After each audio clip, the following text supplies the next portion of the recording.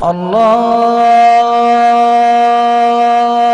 اکبر اللہ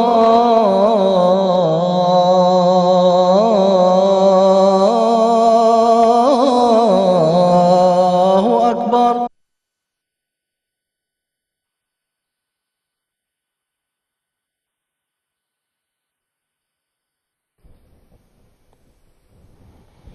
اعوذ باللہ من الشیطان الرجیم، بسم اللہ الرحمن الرحیم۔ ناظرین کرام، السلام علیکم ورحمۃ اللہ وبرکاتہ۔ پروگرام فقہی مسائل کے ساتھ ہم آپ کی خدمت میں حاضر ہیں۔ آپ جانتے ہیں کہ اس پروگرام میں ہم نے نیا سلسلہ جو ہے اپنے موضوع کے لحاظ سے وہ شروع کیا ہے، عائلی زندگی سے تعلق رکھنے والے معاملات، شادی، بیاہ، نکاح، طلاق، خلع وغیرہ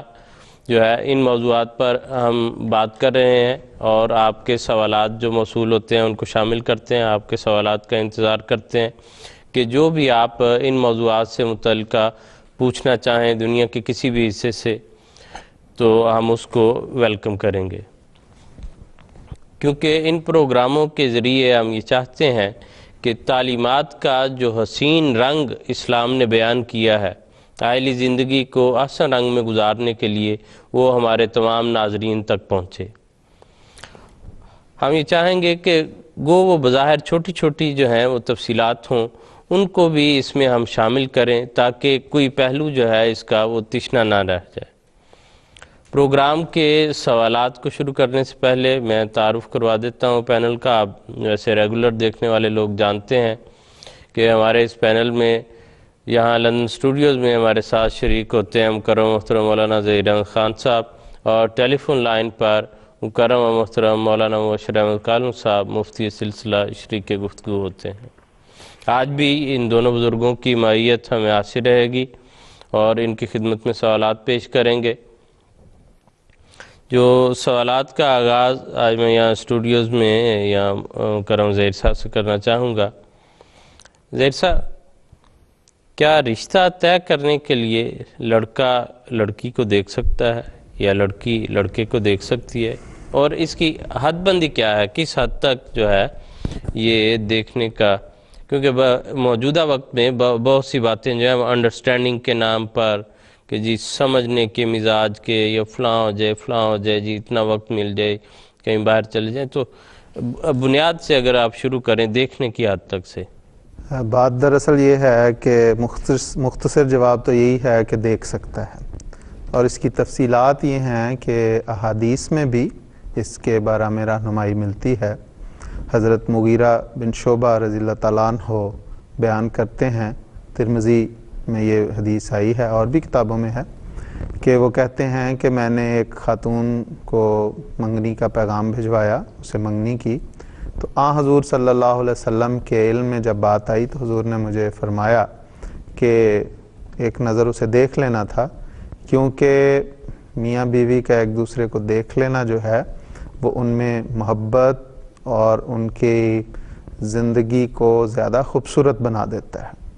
تو یہ ایک نظر دیکھنے کی بات ہے۔ اور جہاں تک اس بات کا تعلق ہے کہ کس وقت دیکھنا چاہیے اور کس طرح دیکھنا چاہیے، حضرت مسلم اور رضی اللہ تعالیٰ عنہ نے بہت خوبصورت اس کی بڑی وضاحت کی ہے کہ یہ نہیں کہ آپ لڑکی کا رشتے کی تلاش میں گھر گھر پھر رہے ہوں اور ہر جگہ جا کے آپ لڑکی کو دیکھیں، بلکہ اس میں بنیادی طور پہ حضرت صاحب نے یہ بات بیان کی کہ جب تمام باتیں طے کر لیں رشتہ دار اور ایک نتیجے پہ پہنچ جائیں تو پھر دیکھ لینا چاہیے۔ اور حضرت صاحب فرماتے ہیں، میں وہ الفاظ پڑھ دیتا ہوں، حضرت مسلم اور رضی اللہ تعالیٰ عنہ فرماتے ہیں، الفضل جولائی 1959 میں یہ حضرت صاحب کا ارشاد شائع ہوا ہے۔ حضور فرماتے ہیں شادی کے موقع پر جب سب باتیں رشتہ داروں میں طے ہو جائیں تو لڑکی کو دیکھ لینا بہت سے فتنوں کا سد باب کر دیتا ہے۔ رسول کریم صلی اللہ علیہ وسلم کے زمانے میں ایک نوجوان نے کسی لڑکی سے شادی کرنی چاہی، لڑکی والوں کے سب حالات اسے پسند تھے، اس نے لڑکی کے باپ سے کہا کہ مجھے اور تو سب باتوں سے اتفاق ہے، اگر آپ اجازت دیں تو میں لڑکی کو بھی دیکھ لوں۔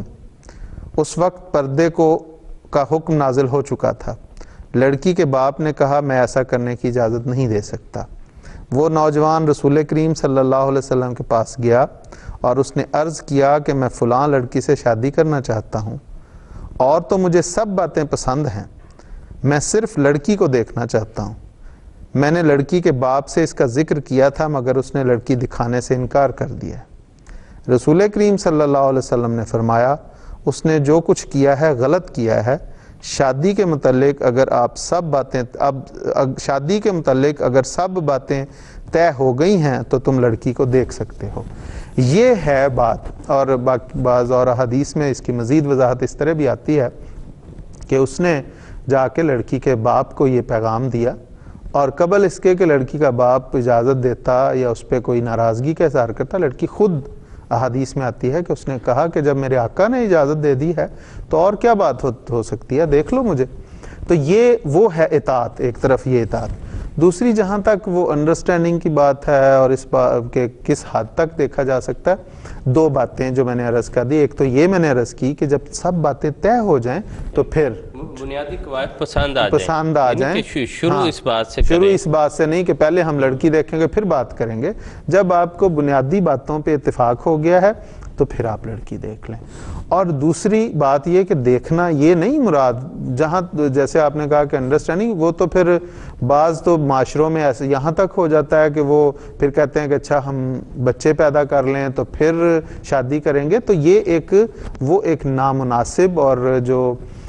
ایک خوبصورت تعلیم ہے اس کے بالکل برعکس اور ایک نامناسب بات ہو جاتی ہے۔ تو یہ بھی، اس میں بھی اسلام نے پردے کا جو حکم رکھا ہے وہ بہت ضروری ہے اور بہت بنیادی ہے۔ اور یہ بھی یہ نہیں کہ لڑکا اور لڑکی الگ چلے جائیں، ہوٹلوں میں چلے جائیں، وہ شادی سے قبل سیر پہ چلے جائیں اور اس کے نام پہ انڈرسٹینڈنگ ہو۔ اور یہاں تک کہ بعض لوگوں نے تو اس کو بہت زیادہ گفتگو کو بھی پسند نہیں کیا کہ ایک حد تک ہونا چاہیے، اور اس میں یہ کہ وہ اگرچہ رشتہ دار بھی ہوں، بلکہ پرانے لوگوں میں تو یہ ہے کہ رشتہ داروں میں بھی جب رشتہ طے ہو جاتا تھا تو یہ اس کی ایک تقدس تھا اس رشتے کا کہ پھر لڑکا اور لڑکی ایک دوسرے سے ذرا ہٹ کے رہتے تھے، ایک دوسرے کے سامنے نہیں، خاص طور پر لڑکی باوجود اس کے کہ پہلے وہ دیکھا ہوتا تھا تو تھوڑا سا پردہ، ایک حجاب آ جاتا ہے۔ تو یہ چیزیں جو ہیں اگرچہ وہ شریعت کا اس طرح حصہ نہیں، لیکن معاشرہ جو ہے، معاشرے کی جو باتیں ہوتی ہیں وہ بھی جو خوبصورت باتیں ہیں وہ اس کا حصہ بن جاتی ہیں۔ اس لیے یہ چیز جو ہے کہ جیسے آپ نے فرمایا کہ بعض لوگ کہتے ہیں کہ انڈرسٹینڈنگ ہو جائے اور پھر کریں گے، ایسی کوئی بات نہیں، اسلام اس کی اجازت نہیں دیتا، بس اس حد تک ہے کہ بڑوں کی موجودگی میں ایک نظر دیکھ لیا جائے اسے۔ ہاں جی، اصل بات یہ ہے زیر صاحب کہ انسان جس معاشرے میں رہ رہا ہوتا ہے اس کے اثرات سے محفوظ نہیں رہتا، اس سے متاثر ہوئے بغیر، یا بعض لوگ جو ہیں وہ اس اثر کو زیادہ قبول کر لیتے ہیں۔ تو جیسے میڈیا پر اور اس دور میں اور جو ترقی یافتہ ممالک شمار ہوتے ہیں، جیسے ان کو دیکھتے ہیں تو ان کو فالو کرنے کی بعض لوگ کوشش کرتے ہیں کہ گویا یہ بڑی فائدہ مند چیز ہے، حالانکہ پریکٹیکل ان کی صورتحال جو ہے وہ بتا رہی ہے کہ وہاں پر اگر ایسے رہنے سے اور ایسے دیکھنے سے اور گفتگو کرنے سے اور لمبا وقت گزارنے سے اگر انڈرسٹینڈنگ ڈیولپ ہوتی تو ان میں طلاق کی ریشو جو ہے وہ اتنی زیادہ نہ ہوتی۔ اس لیے یہ پریکٹیکل جو ہے وہ کنٹرڈکشن ہے، اس لیے ایسی چیزوں کے پیچھے جو ہے وہ نہیں چلنا چاہیے، اور جو جائز حدود جو ہیں وہ اسلام نے بیان کی ہیں ان کے اندر رہتے ہوئے ضرور ان کو انسان کو استعمال کرنا چاہیے، اور جب جو ہے احادیث میں بھی اس کا ذکر باقاعدہ طور پر ملتا ہے۔ اگلا سوال جو ہے وہ میں پیش کرنا چاہوں گا مکرم محترم مولانا مبشر احمد کالم صاحب کی خدمت میں۔ کالم صاحب، اسلامی تعلیمات کی روح سے منگنی کا کیا مقام اور حیثیت ہے؟ اس کا ایک اور حصہ بھی ہے، وہ بھی میں عرض کر دیتا ہوں ابھی شروع میں، کہ منگنی پر کچھ لینا دینا، کچھ جو ہے وہ کوئی نشانی رکھتے ہیں، کوئی پیسے دینا یا کپڑے دینا یا انگوٹھی یا گھڑی وغیرہ، تو اسلامی حکم ہے کہ کچھ ضرور دینا چاہیے، یا یہ عرف کی باتیں ہیں کہ معاشرے میں وہاں پر رواج ہے، اور یہ کس حد تک جائز ہے یہ ساری چیزیں؟ جی، بات یہ ہے کہ بعض معاشروں میں اور بعض طبقات میں منگنی اور نکاح کو یکساں حیثیت دی جاتی ہے۔ مگر اسلامی شریعت نے منگنی اور نکاح میں فرق رکھا ہے۔ منگنی نکاح کا قائم مقام اور اس کا بدل نہیں ہے۔ منگنی تو صرف دو خاندانوں کا، دو فریقوں کا باہم اس بات کا اقرار ہے کہ ہم آپس میں رشتہ ازدواج میں اپنی بچی اور اپنے بچے کو منسلک کر دیں گے۔ باقی یہ بات اس موقع پر کچھ لینا دینا، گو شریعت نے اس بات کا حکم نہیں دیا کہ جب تم رشتہ طے کرو تو ضرور کسی کو کچھ دو، مگر اس سے منع بھی نہیں کیا، بلکہ اصولی طور پر ایک بنیادی ہدایت دی گئی۔ حضرت رسول پاک صلی اللہ علیہ وسلم فرماتے ہیں، ایک دوسرے کو تحائف دو، اس کے نتیجے میں تمہاری آپس میں محبت بڑھے گی۔ تو جب دو خاندان آپس میں اپنی بچی اور بچے کی منگنی طے کر لیتے ہیں تو اگر وہ ایک دوسرے کو تحفے تحائف دیں گے تو اس کے نتیجے میں ان دونوں خاندانوں میں محبت اور الفت کا ماحول پیدا ہوگا، جو آگے چل کر ان کی ازدواجی زندگی پہ خوشگوار اثرات ڈالے گا۔ اور منگنی کا ایک مقصود یہ بھی ہے کہ منگنی اور نکاح اور شادی کے درمیان جو وقت ہے اس میں دونوں فریق ایک دوسرے کا اچھی طرح جائزہ لے لیتے ہیں، انہیں موقع مل جاتا ہے کہ ہم نے اس رشتہ ازدواج کو برقرار آئندہ رکھنا ہے یا نہیں رکھنا۔ کیونکہ اگر انہیں اس عرصہ میں محسوس ہو کہ ہم سے رشتہ طے کرنے میں غلطی ہوئی، فلاں فلاں خرابی ہے، فلاں فلاں وجہ ہے جس کے نتیجے میں ہم دونوں خاندانوں کی باہم موافقت نہ ہو سکے گی، تو وہ اس منگنی کے عہد کو توڑ سکتے ہیں، کیونکہ یہ نکاح نہیں ہے، صرف ایک اقرار ہے کہ ہم آئندہ اپنی بچی اور بچے کو رشتہ نکاح میں پرو دیں گے۔ جی ٹھیک ہے کلن صاحب، بہت شکریہ، جزاکم اللہ۔ زیر صاحب، منگنی کی ابھی بات ہو رہی تھی، منگنی ہو جاتی ہے، دونوں کا اتفاق ہو گیا، منگنی کے بعد لڑکے اور لڑکی کا ملنا آپس میں کس حد تک جائز ہے؟ اسلامی نقطہ نظر سے کیا اجازت ہے؟ دراصل یہ جو ابھی پہلے میں نے سوال کا جواب عرض کیا ہے وہی تقریباً اس کا جواب ہے، اور جیسے محترم کالوں صاحب نے بڑی وضاحت سے منگنی کی حیثیت بیان کی ہے کہ منگنی کو نکاح سے الگ رکھا ہے، اور منگنی اس لیے ہے کہ اس میں انسان جائزہ لے لے، حالات ایک دوسرے کے خاندانوں سے، ایک دوسرے کے حالات سے آگاہ ہو جائے اور یہ دیکھ لے کہ دونوں خاندانوں کی موافقت ہے۔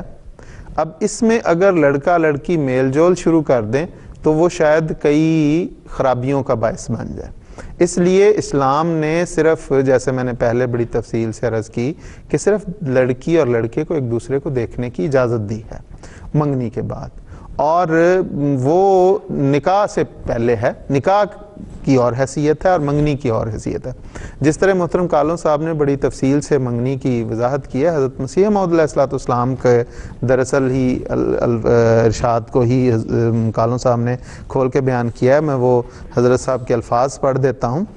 بدر 27 جون 1907 میں ہے کہ کسی نے سوال کیا تو اس پہ حضور نے فرمایا اس بارے میں کہ منگنی اگر کی ہو اور کوئی مسائل پیدا ہو جائیں تو یہ نکاح نہیں ہے، اس کو توڑا جا سکتا ہے، اور حضرت صاحب فرماتے ہیں کہ منگنی تو ہوتی ہی اس لیے ہے کہ اس عرصے میں تمام حسن و قب معلوم ہو جاویں، منگنی نکاح نہیں ہے کہ اس کا توڑنا گناہ ہو۔ تو جب منگنی دراصل ایسا ایک ایسا معاہدہ نہیں ہے کہ اس ایسا معاہدہ نہیں ہے کہ اس کے نتیجے میں ایک دوسرے کے حقوق و فرائض جو ہیں وہ اسٹیبلش ہو جاتے ہیں، بلکہ یہ جس طرح آپ نے کہا ایک پرائمری سٹیج ہے اور ایک تو ابتدائی اس کا ایک قدم ہے، اس لیے اس کے بعد لڑکے لڑکی کو اسلام نے کھلم کھلا ملنے کی اجازت نہیں دی، وہی جو صورت پہلے بیان کی کہ ایک نظر بڑوں کی موجودگی میں وہ ایک دوسرے کو دیکھ لیں، اور وہ بھی دراصل احادیث کی روشنی میں ہی اس کی اجازت ہے، اور اسی قدر ہمیں چلنا چاہیے جو ہمیں اسلام عطا کرتا ہے۔ جی بالکل ٹھیک ہے۔ کل صاحب ایک سوال جو ہے، جو اگلا سوال آپ کی خدمت میں کرنا چاہتا ہوں اس کا تعلق یوں ہے کہ مغربی میڈیا میں ایسے اسلام کا کسی بھی حوالے سے اعتراض کرنے کا موقع وہ جو ہے وہ ڈھونڈتے رہتے ہیں، اور اس کی حقیقت بے شک کچھ نہ ہو، اور جو یقیناً ایسا ہی ہوتا ہے۔ ایک جو شادی بیاہ کے حوالے سے ایک جو نقطہ اعتراض جو بنایا جاتا ہے وہ یہ ہے کہ کزن میرج جس کی اسلام نے اجازت دی ہے، اس کے نتیجے میں بچے معذور پیدا ہوتے ہیں یا طبی طور پر بعض مسائل کا شکار ہوتے ہیں۔ اس کی حقیقت کے متعلق آپ براہ کرم روشنی جو ہے وہ ڈالیں۔ جی، بات یہ ہے کہ جو بچہ پیدا ہوتا ہے وہ اپنے ماں باپ کی خوبیاں بھی وراثت میں لیتا ہے، ان کی خامیاں، کمزوریاں اور بیماریاں بھی وراثت میں لیتا ہے۔ اور اس وقت جو بعض طبی ماہرین کزن میرج کے نتیجے میں بعض بیماریوں کی نشاندہی کرتے ہیں،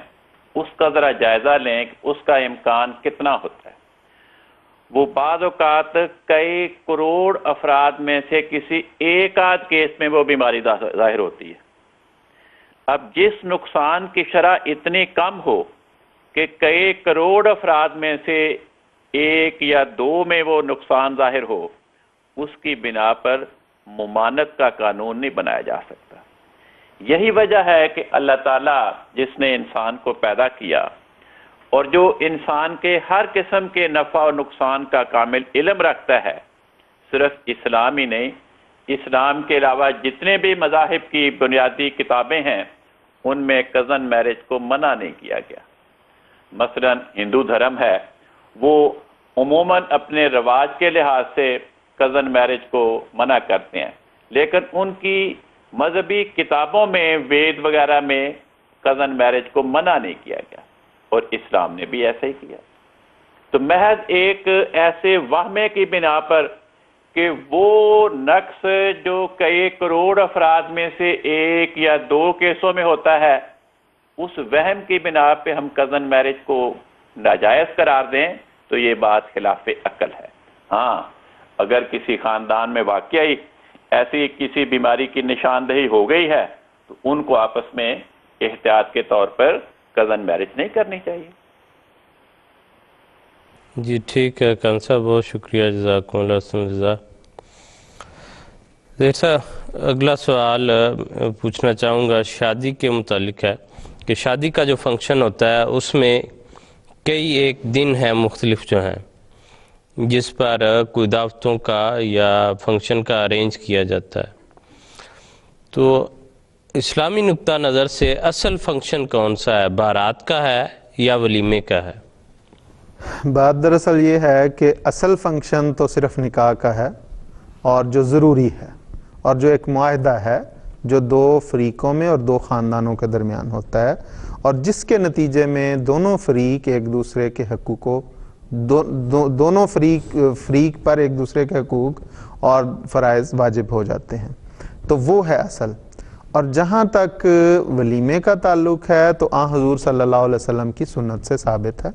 حضور نے خود بھی اپنی شادیوں کے ولیمے کیے، اور جس قسم کے تھے زیادہ تکلفات اس میں اپنے آپ پہ بوجھ ڈال لینا، ضرورت سے زیادہ قرض اٹھا کے بلکہ اپنی استطاعت سے زیادہ قرض اٹھا کے اس قسم کی دعوتیں کرنا، اس کو پسند نہیں کیا گیا، بلکہ حضور صلی اللہ علیہ وسلم نے خود بھی بعض ولیموں میں صرف ستو وغیرہ پیش کر کے، یا سرید جو ایک خاص ستو اور دیسی گھی اور پنیر کا ایک کھانا بنتا تھا، اس کے ساتھ حضور نے اپنے ولیمے کیے۔ اور اسی طرح بعض صحابہ کو حضور نے فرمایا اس سنت پہ، اس پہ عمل کرنے کے لیے فرمایا عالم ولو بشاتن، ولیمہ کرو، چاہے ایک بکری کو ہی ذبح کر کے اس کا ولیمہ کر دو، کو شوربہ بنا کے لوگوں کو کھلا دو، اور اس کی غرض اسلام نے یہ بتائی ہے تاکہ لوگوں کو پتہ چل جائے کہ اس جوڑے کا شادی ہو گئی ہے، اس کا اعلان ہو جائے۔ اور جہاں تک لڑکی کا ایک گھر سے دوسرے گھر میں جانے کا تعلق ہے تو دونوں قسم کے ہی معاشرے موجود ہیں۔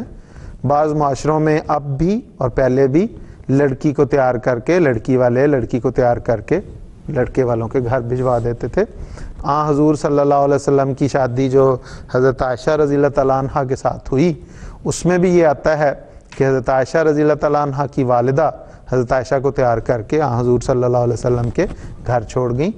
اور اسی طرح حضرت مسیح موعود علیہ السلام کی بیٹی کی شادی کا بھی اسی سنت پہ حضرت اماں جان نے انہیں تیار کیا، حضرت نواب مبارکہ بیگم صاحبہ رضی اللہ تعالیٰ عنہ کو، اور ان کو حضرت نواب محمد علی خان صاحب کے گھر چھوڑ آئیں. تو یہ طریق ہے، یہ بھی ہے. اور اس کے برعکس یہ بھی طریق ہے کہ لڑکے والے جا کے لڑکی کو بیاہ کے لے آتے ہیں. تو یہ اسلامی رسمیں ہیں یا اسلامی طریق ہیں جو اسلام سے، بانی اسلام سے اور خلفاء سے ہمیں ملتے ہیں. جہاں تک لمبی چوڑی دعوتوں کا تعلق ہے، وہ ولیمے کی دعوت ہو یا وہ لڑکی والے کریں، تو اس میں اگر تو اپنی استطاعت سے وہ بڑھ کے ہے تو اسلام اس کو پسند نہیں کرتا. اس میں ایک طرف اسراف، اور دوسرا یہ ہے کہ لوگ پھر قرض لے کے دیکھا دیکھی اور اس میں اتنا بڑھ جاتے ہیں جو نقصان دہ ہوتا ہے.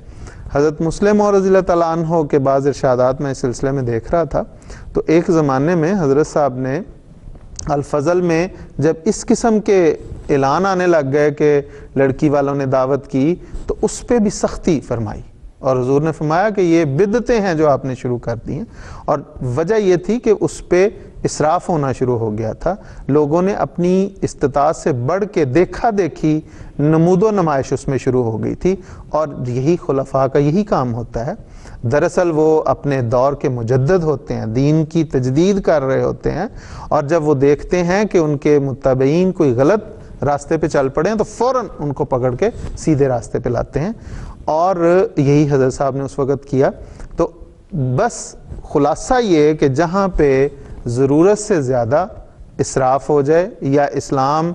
کی اصل تعلیم اوجھل ہونی شروع ہو جائے، ایسی رسموں میں بندہ پڑھنا شروع ہو جائے، مثال کے طور پہ کہ بعض ٹی وی ڈراموں کو دیکھ کے یا بعض اس قسم کی رسموں کو دیکھ کے لڑکوں کا گلوں اپنے لباسوں میں لمبے لمبے دوپٹے اور رنگ دار دوپٹے پہن لینا، اور اس قسم کی جو بےہودہ رسمیں ہیں جو دراصل ہندوانہ طور طریق سے پتہ چلتی ہیں، اور وہ ان رسموں میں اس طرح جکڑے ہوئے ہیں کہ اگر اس معاشرے کا جائزہ لیا جائے تو وہاں واضح ہوتا ہے کہ وہ لوگ بہت مشکل میں ہیں. اور یہی وہ طوق ہیں دراصل جو حضور صلی اللہ علیہ وسلم نے پہلے اسلام کی تعلیم لا کے لوگوں کو اس سے نکالا، اور پھر اس کے بعد آپ کے غلام صادق حضرت مسیح موعود علیہ السلام نے آ کے ہمیں ان توقوں سے آزاد کروایا ہے. آپ دیکھ لیں احمدیت کے علاوہ جو غیر احمدی معاشرہ ہے اس میں یہ رسمیں جن کا میں نے ذکر کیا کہ ٹی وی ڈراموں سے دیکھ کے ہندوانہ رسمیں، مہندی کی رسمیں اور ڈھول ڈھمکے کی رسمیں، اور پھر ناچ گانا، پھر وہ لڑکے آ رہے ہیں تو وہ خاص لباس ہے، مہندی کے لیے پیلے رنگ کا لباس ہونا چاہیے، شادی کے لیے فلاں رنگ کا لباس ہونا چاہیے، شادی کے بعد ولیمے کے لیے فلاں لگ. تو یہ سارے اسراف ہیں جن میں یہ دراصل طوق ہیں جو گردنوں میں پڑے ہوئے ہیں. اور اگر ہم گہرائی میں جا کے ان کا جائزہ لیں تو امیر لوگ تو کر لیتے ہیں، لیکن ان کے دیکھا دیکھی پھر جو غریب لوگ ہوتے ہیں وہ ان کی بچیاں، ان کے بچے یہ سوچتے ہیں کہ اچھا ہمیں بھی تو کرنا چاہیے، ہم بھی تو اس معاشرے کا حصہ ہیں. وہ پھر لمبے چوڑے قرض لے لیتے ہیں جو ان کے لیے ایک پھر مستقل سردردی کا باعث ہو جاتا ہے. اور اسی بات کو اسلام نے منع کیا ہے. اسی لیے اس نے کہا کہ سادگی کے ساتھ ہمارے آقا و مولا حضرت اقدس محمد مصطفیٰ صلی اللہ علیہ وسلم، ان سے بڑھ کے اور کیا کون محبوب ہوگا خدا کا، انہوں نے اپنے سادگی کے ساتھ سفر کے دوران ولیمہ کیا، جو کچھ کھانا تھا وہ منگوا لیا. اور جو جماعت احمدیہ میں ایک خدامت احمدیہ کی تنظیم ہے کلوج میاں کا بڑا خوبصورت دراصل رواج اسی سے ہے کہ سارے کھانے منگوا کے اکٹھے کر کے حضور نے اسی کا ولیمہ کر دیا. تو یہ بھی ایک طریق ہے جو تو دراصل اسلام کی بنیادی تعلیم سادگی ہے. اور جتنا آپ رسموں میں پڑھتے چلے جائیں گے، بڑھتے چلے جائیں گے، اس میں اپنے آپ کو مصیبت میں ڈالتے چلے جائیں گے. بڑا مشکل کام ہے، یہ دلدل کی طرح یہ رستہ چلا جائے گا انسان اس میں اور نکل نہیں سکے گا. اور بہت سے لوگ پھر معاشرے میں اگر ان چیزوں کی حوصلہ شکنی نہ کی جائے اور حوصلہ افزائی ہوتی رہے تو بیچارے ایسے لوگ ہوتے ہیں جو ان چیزوں کی استطاعت نہیں رکھتے، پھر وہ اپنی جو جائز ایک ضرورت اور خواہش ہے شادی کی جو ہے اس سے وہ رکے رہتے ہیں کہ میرے لیے تو ایسے جو ہے وہ وسائل مہیا نہیں ہے، جب میں جمع کر لوں گا تو پھر شادی کروں گا. تو اس وجہ سے خواہ جو ہے وہ لوگوں کو پیچھے دھکیل دیا جاتا ہے. میں ضمناً یہ بھی بات کر دوں کہ شادی کارڈ لوگ چھپواتے ہیں، بڑے بڑے مہنگے چھپوا کے حضرت صاحب کو بھجواتے ہیں، اور جیسے میں نے کہا کہ خلیفۃ المسیح جو دراصل وقت کے مجدد ہوتے ہیں، وہ حضرت صاحب کئی خطوں پہ کئی کارڈوں کو یہ لکھتے ہیں کارڈوں والوں کو کہ اگر یہ فضول خرچی اسراف کرنے کی بجائے آپ کسی یتیم بچی کی شادی کروا دیتے جتنا آپ نے خرچ اس کارڈ پہ کروایا ہے. اور یہ درست بات ہے کہ جتنا خرچ وہ کر دیتے ہیں صرف ایک کارڈ چھپوانے پہ، اگر وہ کارڈ اس رقم سے کسی غریب کو کسی یتیم کی شادی اگر کروانا چاہے تو وہ ہو جاتی، اتنی بڑی رقم ہوتی ہے.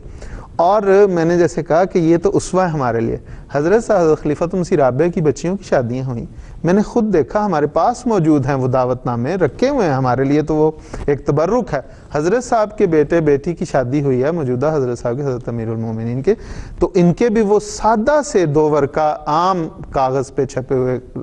دعوت نامے ہیں، اور اس پہ بھی شادی ہو گئی ہے. اور وہ جو 25 30 50 پاؤنڈ کا ایک کارڈ جو چھپتا ہے اس پہ بھی شادی ہوتی ہے، 3 لفافوں کے اندر بند ہو کے آتا ہے، اور کئی قسم کی ڈوریاں اس پہ لپٹی ہوتی ہیں. اور دونوں ایک ہی کام کرتے ہیں، اطلاع دیتے ہیں یا دعوت دیتے ہیں شادی کی کہ جی آپ فلاں وقت میں جو ہے وہ تشریف لے آئیں. مجھے یہاں پہ یاد خاندان اقدس کی ہی بات ہے. حضرت میر داؤد احمد صاحب کی غالباً پوتی میر قمر سلیمان کی بیٹی کی شادی تھی، تو صاحبزادی محترمہ صاحبزادی امت الباسط صاحبہ نے اپنے ہاتھ سے وہ خط لکھ کے اس کو پھر وہ بھجوایا، اور بڑا خوبصورت ہے، لوگوں کے لیے وہ تبرک ہے. وہ تو زیادہ عزت افزائی کی بات ہے، اور اس میں زیادہ خلوص جو ہے وہ بھی نظر آتا ہے. بالکل ٹھیک ہے. جیسا آخری ہمارے پاس 4 منٹ ہیں، کل سے کوشش کرتے ہیں کہ یہ سوال ان 4 منٹ میں ہم جو ہے وہ پوچھ لیں آپ سے. شادی کس عمر میں کرنی چاہیے؟ کیا اسلامی نقطہ نظر سے شادی کے لیے کوئی کم سے کم یا زیادہ سے زیادہ عمر کی حد مقرر ہے مرد اور عورت دونوں کے لیے؟ جی، بات یہ ہے کہ اسلامی شریعت ایسی ہے جو خدا تعالیٰ نے نازل فرمائی ہے، اور اس شریعت کا عالمگیر ہونا اور من جانب اللہ ہونا ہی اس بات کا تقاضا کرتا ہے کہ اسلام شادی کے لیے مرد یا عورت کی عمر کی تعیین نہ کرے، کیونکہ صرف یہ فرمایا حتیٰ اذا بلغ النکاح، جب مرد اور عورت شادی کے قابل ہو جائیں. اب جسمانی صحت کے اعتبار سے شادی کے قابل ہونا، اس کا انحصار ہے مختلف خاندانوں قبائل کی صحت پر، مختلف علاقوں کی آب و ہوا پر، مختلف علاقوں کی خوراک پر. تو ہر علاقے کے حالات کے لحاظ سے ان خاندانوں اور قبائل کے اعتبار سے شادی کے قابل ہونے کی عمر مختلف ہوگی. اس لیے اسلام نے صرف یہ فرمایا کہ جب مرد یا عورت اپنی جسمانی صحت کے اعتبار سے شادی کے قابل ہو جائیں تو ان کی شادی کر دو. یہ نہیں فرمایا کہ ان کی عمر اتنے سال ہو جائے تو پھر شادی کرو. صاحب بہت شکریہ، جزاکم اللہ احسن الجزا. ناظرین کرام، پروگرام کا وقت اپنے اختتام کو پہنچ رہا ہے. آپ کے مزید سوالات جو موصول ہوں گے ان کو لے کر انشاءاللہ اگلے ہفتے پھر حاضر ہوں گے. آپ ان بیان کردہ باتوں پر کوئی سوال جو ہے وہ پوچھنا چاہیں، مزید وضاحت چاہتے ہوں،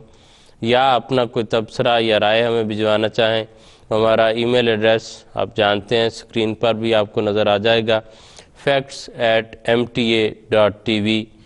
facts@mta.tv. اس ای میل پر آپ ہمیں اپنے سوالات بھجوا سکتے ہیں، ہم انشاءاللہ ان کو شامل کریں گے. اگلے ہفتے انشاءاللہ نئے سوالات کے ساتھ آپ کی خدمت میں حاضر ہوں گے. اجازت دیجیے. السلام علیکم ورحمۃ اللہ وبرکاتہ.